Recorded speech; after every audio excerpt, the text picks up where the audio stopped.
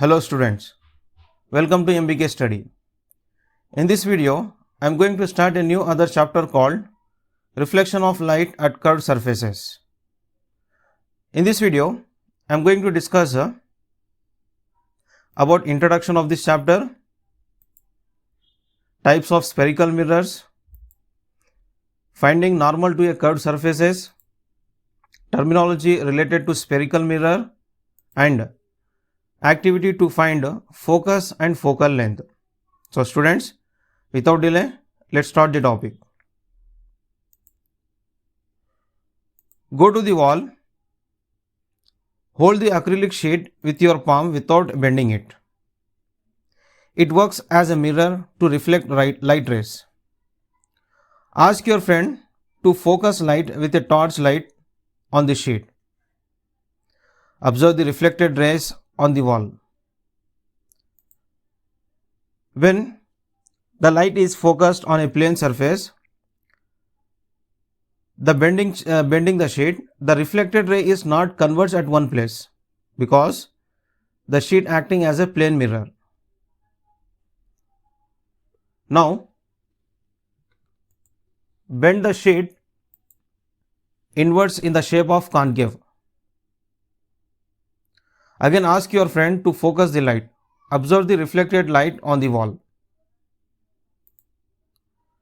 The reflected light converges at one place because the acrylic sheet is bent inwards and it is act as a concave mirror.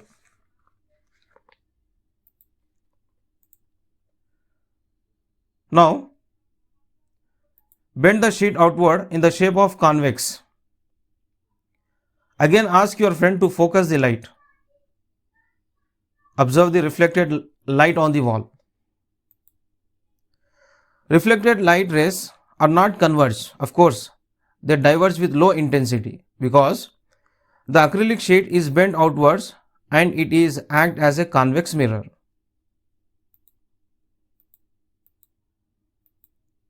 Conclusion. The conclusion is the convex surfaces converge light rays and convex surfaces diverge light rays. It means concave surface converge light ray and convex surface they diverge light rays. Types of spherical mirrors. Spherical mirrors are two types. One is concave, another one is convex. A convex mirror looks like that and convex is like this. What is actually the concave mirror we called? A concave mirror is a spherical mirror in which reflecting surface is bent inwards. So if you observe in the figure, this is the reflecting surface we called, this side, and this is a painted surface, this side. So it is indicated with the lines here. In the same way, what is a convex mirror? It is a spherical mirror in which reflecting surface is bent outward. This is a reflecting surface which is bent outward. And this is the painted surface, that is back side of the mirror we can say. Now, let's see the activity to show rays coming from long distance or sun are parallel. Very simple activity, students. First of all, what you have to do here, you have to take a thermocol block and stuck a pins on it. How many pins we are stuck? 2 pins. The pins are parallel to each other as shown in the figure. When a source is kept, the source is we are taking the candle is kept very near. We see the shadow diverging. This is a shadow which is diverging from the base of the pins. As we move source, that is candle, away from the pins, the angle of divergence get reduced. So here if you see the shadow, it is more divergence compared to this shadow. If you move the source far away, we will get a parallel shadows. So here the parallel shadows of pins. Here we are not getting the parallels. Here we are getting the parallel shadow of the pins. As we move the candle away, the light intensity becomes low. But the question is here, where do we find such source whose intensity should not decrease as we move it far away? Can you guess any such type of source? if you increase the distance of the source from the object, it should get a parallel, but the intensity should not decrease. Yes, any guess? Yes, we can say the source is the sun. Now let us do an activity to find focus or focal point of concave mirror. For that, you have to place a concave mirror such that sunlight falls on it. Take a small paper and slowly move it in front of the mirror and find out the point where you get the smallest and brightest spot. So that this is the brightest spot, it is nothing but image of the sun. You should take care that the size of the paper is small, so that it should not obstruct the rays coming from the sun rays. The rays coming from the sun. The rays coming from the sun parallel to principal axis of concave mirror converge to a point. That point, nothing but this point, we call it as focus or focal point of a concave mirror. If you complete this diagram, you will get like this. It means the reflected ray, they are meeting at this point. Where they are meeting, that point we are calling it as a focus or focal point. What is actually focal point? The definition is the point at which all the parallel rays converge or focused by a concave mirror is called a focus or focal point of a concave mirror. Now finding the normal to a curved surface. It is very easy to find normal for a plane surface. Let's see the activity here. First of all, you have to take a small piece of thin foam or rubber, just like a sole of a slipper. Put some pins along the straight line, just like as shown in the figure. All these pins are perpendicular to the surface. If this foam is considered as a mirror, then each pin represent normal at this point, at every point. Any incident ray, let us consider when the light is incident along these pins, that is incident at the point where the pin makes contact on the surface, will reflect with the same angle as the incident ray made with the pin. So here this is the plane surface, if you assume that is a rubber sole, and if you assume the pins that is perpendicular to the surface, these pins act as a normal. It means all these pins are normal to this plane surface. Now bend the foam piece inwards, that is as shown in this figure. What you can see in the pins, all the pins are meeting at one point. It means we can say these pins are meeting at one point. It means they still represent the normal at various points. For this surface, for this bent surface, these pins still act as a normal. It means for this curved surface it is normal. These pins are normal. And these pins will notice that they tend to converge at one point. So this is a point. In the same way, if you bend the foam outward, we will see that pin seems to move away from each other. See, they are moving away from each other. Or in other words, we can say they diverge.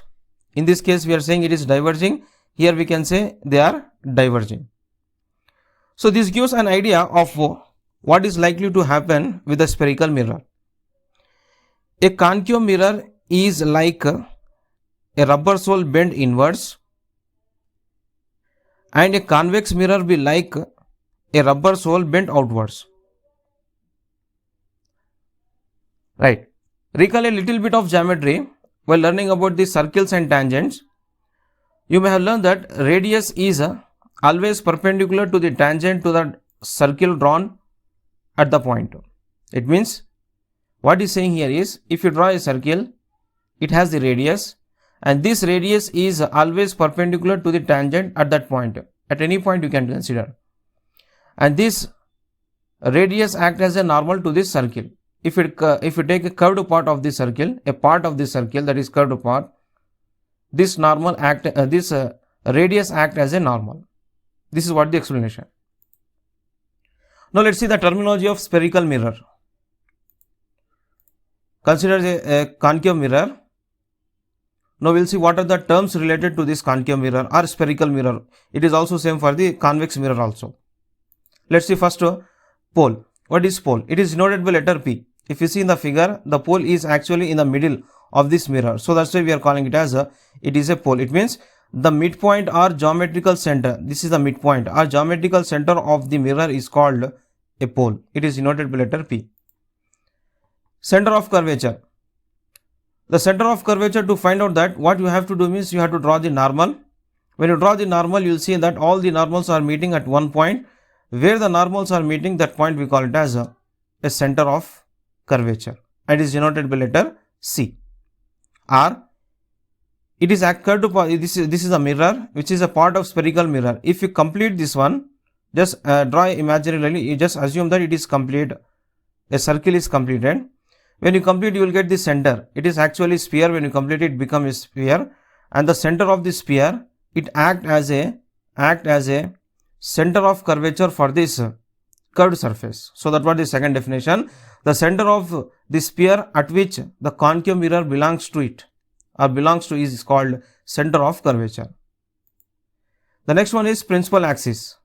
What is this principal axis? If you draw a horizontal line, this is a horizontal line which is drawn, which is passing from pole and center of curvature, which is passing through center of curvature C and pole. So that line we are calling it as principal axis of the mirror.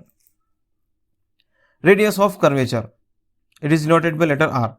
If you measure the distance from center of the curvature to the pole, the distance between pole and center of curvature, this is what. So this distance we call it as a radius of curvature, and it is denoted by letter R, capital R. What is focus? Already that focus we came to know in the previous slide. So what is focus are here? If you take an object which is at far distance, the rays are coming from that object parallel to this principal axis. All these rays will meet at one point. That point is we call it as focus. That what the definition he has given. The point at which rays coming from distant object parallel to concave mirror will converge. Where it is converging, that point we call it as focus, and it is denoted by letter capital F. Object distance. If you see in the diagram, this is the object O which has kept on the principal axis, and if you measure the distance from object to pole, the distance between pole and object is called the object distance, denoted by letter U. Same like as object distance, image distance is also same.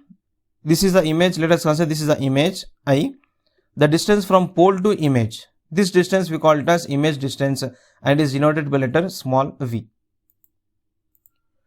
Now if you consider a concave mirror, pole, center of curvature, principal axis, if you incident a light ray parallel to principal axis, after hitting the surface, concave surface, it reflect. So this ray we call it as incident ray, and this ray we call it as reflected ray. Now how we can draw the normal for this surface? Simple, very simple. This is the point of incident. From this point of incident, if you draw a line to the center of curvature, then it becomes a normal for a curved surface. Now this is a normal. Remember one thing, always angle should be measured with respect to normal.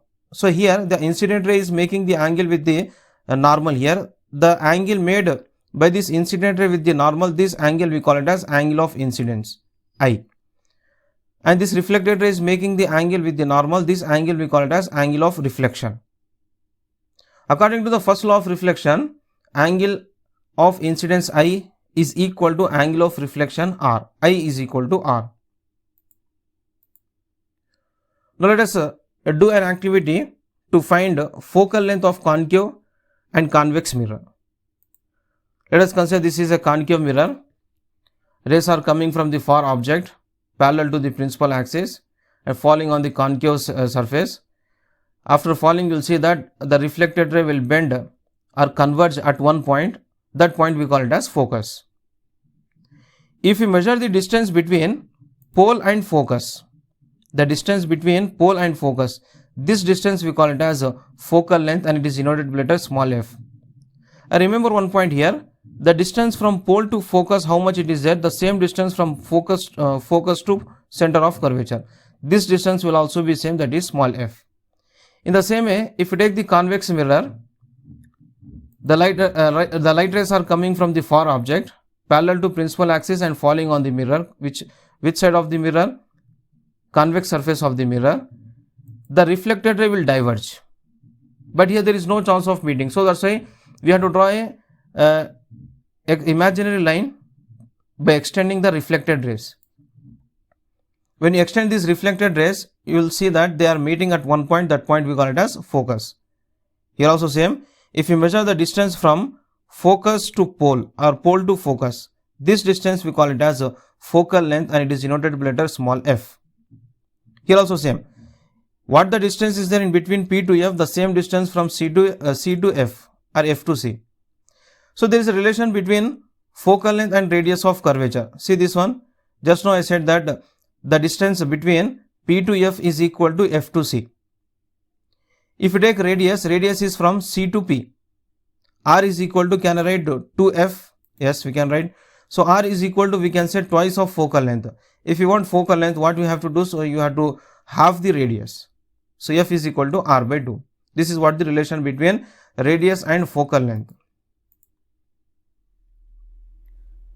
Okay students, this was all about introduction, types of spherical mirror, terminology of spherical mirror, focus and focal length.